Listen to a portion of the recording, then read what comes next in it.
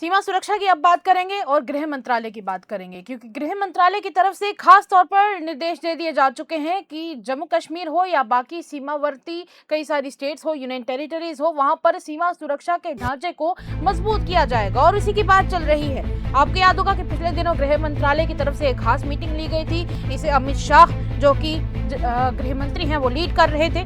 और ऐसे में अब 4 लेयर सिक्योरिटी ग्रिड प्लानिंग चल रही है, जिसको बॉर्डर्स के ऊपर जल्द ही तैयार करके रेडी किया जाएगा। और उसके बाद फिर सीमा सुरक्षा के ऊपर और ज्यादा फोकस किया जाएगा और उसे और भी ज्यादा मजबूत बनाया जाएगा। स्मार्ट बॉर्डर योजना का लक्ष्य लिया जा रहा है कि ताकि घुसपैठ कम से कम हो और ज्यादा से ज्यादा मजबूत किया जा सके सीमा सुरक्षा को, क्योंकि आए दिनों कई बार घुसपैठ होती रहती है। जम्मू कश्मीर के भी कई सारे सीमावर्ती क्षेत्र हैं जो एलओसी के साथ पड़ते हैं, वहां पर लोग आते जाते रहते हैं और इन्फिल्ट्रेशन होती रहती है, और उसको कम करने का काम किया जाएगा।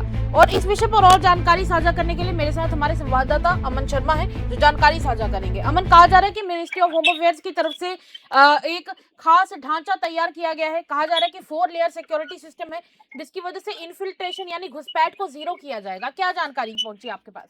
देखिए, अगर बात करें तो जम्मू कश्मीर समेत देश के बॉर्डर स्टेट्स और यूनियन टेरिटरीज में बॉर्डर सिक्योरिटी को और मजबूत बनाने के लिए सेंटर ने एक बड़ा फैसला लिया है। Union ministry of home affairs यानी कि एमएचए ने इंटरनेशनल बॉर्डर पर 4 लेयर सिक्योरिटी ग्रिड जो है वो तैयार करने का डिसीजन लिया है। इसका मकसद सिर्फ इन्फिल्ट्रेशन को रोकना नहीं, बल्कि नार्को टेररिज्म और क्रॉस बॉर्डर स्मगलिंग पर भी पूरी तरह से जो है वो लगाम लगाना है। इस सब के चलते और क्या क्या खास डिसीजन इसमें लिए गए? क्योंकि आपको याद होगा अमन, पिछले दिनों एक खास मीटिंग भी हुई थी, जैसे गृह मंत्री अमित शाह लीड कर रहे थे और उन्होंने इस मीटिंग को चेयर किया था।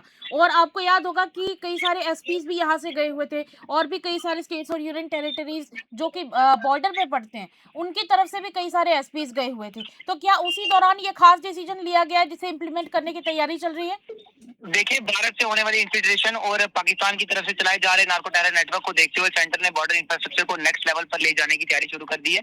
ऑफिशियल सोर्सेज के मुताबिक इंटरनेशनल बॉर्डर पर एक 4 लेयर सिक्योरिटी ग्रिड डेवलप की जा रही है, जिसमें सिक्योरिटी एजेंसीज के बीच कोऑर्डिनेशन और सर्विलेंस को और मजबूत बनाया जाएगा। इस नए सिक्योरिटी फ्रेम के तहत जो है वो बॉर्डर सिक्योरिटी फोर्सेज यानी कि बीएसएफ की मौजूदा डिप्लॉयमेंट को advance surveillance system, hitech sensors और लेटेस्ट काउंटर ड्रोन टेक्नोलॉजी से अपग्रेड जो है वो किया जाएगा। ड्रोन के जरिए होने वाली स्मगलिंग और इन्फिल्ट्रेशन की हर कोशिश पर जो है वो नजर रखी जाएगी। सिर्फ बीएसएफ ही नहीं, बल्कि बॉर्डर के पीछे पुलिस के नए बॉर्डर पोस्ट और पिकेट्स भी स्टैब्लिश जो है वो किए जाएंगे, ताकि मल्टी लेयर सिक्योरिटी अरेंजमेंट्स के जरिए किसी भी घुसपैठिए या इलीगल एक्टिविटी को बॉर्डर के अंदर आने से पहले ही जो है वो रोका जाए। और अगर बात करें खास सिक्योरिटी ग्रिड की अगर बात करें तो इसमें कौन कौन से डिपार्टमेंट साथ में मिलकर काम करने वाले? बीएसएफ तो चलिए होगी होगी, पर उसके साथ और कौन कौन है जो इसमें एक खास योगदान देने वाले हैं अमन? नहीं, देखिए, अगर बात करें तो 4 लेयर सिक्योरिटी ग्रिड में बीएसएफ ही नहीं, बल्कि जो है स्टेट और UT administration, district administration, central security agencies और बॉर्डर विजिलेंस के जो लोकल लोगों को भी जो है वो सिक्योरिटी मैकेनिज्म का हिस्सा बनाया जाएगा। Intelligence sharing, real time coordination और पब्लिक पार्टिसिपेशन के जरिए बॉर्डर मैनेजमेंट को और भी जो है वो इफेक्टिव बनाया जाएगा। और सिक्योरिटी एक्सपर्ट्स का मानना है कि अगर ये प्रोजेक्ट प्लान तरीके से इम्प्लीमेंट होता है तो जम्मू कश्मीर और अन्य बॉर्डर एरियाज में इन्फिल्ट्रेशन, नार्को टेररिज्म और क्रॉस बॉर्डर स्मगलिंग पर काफी हद तक जो है वो कंट्रोल पाया जा सकता है। कहीं ना कहीं अमन, इसमें ना एक वर्चुअल नेटवर्क का भी बड़ा ज्यादा योगदान देखा जाता है, जिसका साफ और पुख्ता सबूत देते हैं आने जाने वाले यहाँ पर ड्रोन्स, जिनको भाई बहुत बार देखा भी जाता है और कई बार स्पॉट भी किया जाता है। तो उनकी मूवमेंट को कितने हद तक ये 4 लेयर सिक्योरिटी सिस्टम कम करेगा, क्या लगता है? देखिए, ये बिल्कुल तो सिर्फ नेशनल सिक्योरिटी और मजबूत होगी, साथ ही साथ अगर बात करें तो बॉर्डर एरियाज में अमन और शांति भी जो है वो भी बड़ी रहेगी इसके चलते। और एमएचए का ये इनिशिएटिव बॉर्डर सिक्योरिटी को मॉडर्न टेक्नोलॉजी के साथ इंटीग्रेट करने की एक बड़ी कोशिश मानी जा रही है। और 4 लेयर सिक्योरिटी ग्रिड और स्मार्ट बॉर्डर विजन के जरिए सेंटर का फोकस जो है वो इन्फिल्ट्रेशन और नार्को टेररिज्म को 0 लेवल तक जो है वो लाने पर रहेगा, और जिससे देश की सुरक्षा को और भी जो है वो मजबूती मिलेगी। वहीं पर अगर बात करें तो हर चीज की अगर बात करें तो इस समय सीसीटीवी कैमराज वहाँ पर लगाए जाएंगे, हाईटेक सीसीटीवी कैमराज लगाए जाएंगे, ऐसे सिस्टम्स वहाँ पे लगाए जाएंगे। अगर कोई भी ड्रोन या कोई भी ऐसी एक्टिविटी होती है तो उसकी सेंसर्स के जरिए पता लगाया जा सके। तो हर एक प्रकार से बॉर्डर को मजबूत करने की कोशिश इस समय हो रही है। अमन, रही बात जम्मू कश्मीर की, जम्मू कश्मीर के साथ पंजाब भी है, जहां पर इस तरह की घुसपैठ की घटनाएं होती रहती हैं। नार्को टेररिज्म भी बहुत ज्यादा वहां पर फैला हुआ है। ये तो चलिए ये हो गई इस तरफ की, नॉर्थ की तरफ की बात हो गई, नॉर्थ वेस्ट की बात हो गई।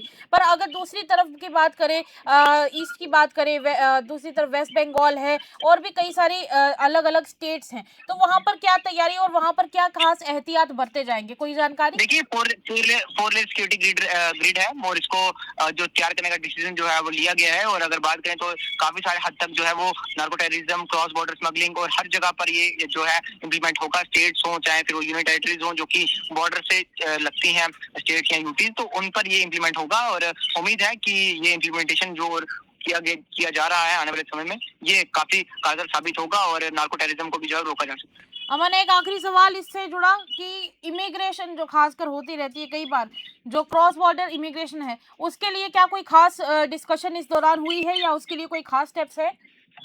देखिए, अभी सोर्सेज के मुताबिक अगर बात करें तो गवर्नमेंट का टारगेट एक स्मार्ट बॉर्डर तैयार करना है, जहां टेक्नोलॉजी और मैन पावर दोनों का इफेक्टिव और इस चीज को इसी तरह से डिजाइन किया जा रहा है कि इन्फिल्ट्रेशन और ड्रग स्मगलर्स के लिए बॉर्डर ब्रीच करना लगभग नामुमकिन होगा। चलिए, शुक्रिया अमन। अमन भी हमारे साथ जुड़े हुए थे और जानकारी साझा की है। और एक बात तो इससे साफ है कि कहीं ना कहीं कोशिश की जा रही है कि क्रॉस बॉर्डर टेररिज्म को कम किया जाए, फिर उसके अलावा इन्वेस्टिगेशन को बढ़ाया जाए और खासकर एक स्मार्ट बॉर्डर सिस्टम तैयार किया जाए ताकि जो दूसरा देश है वहां से जितनी भी घुसपैठ होती है उसको कम से कम किया जाए और कोशिश की जाए कि उसको जीरो तक लाया जाए।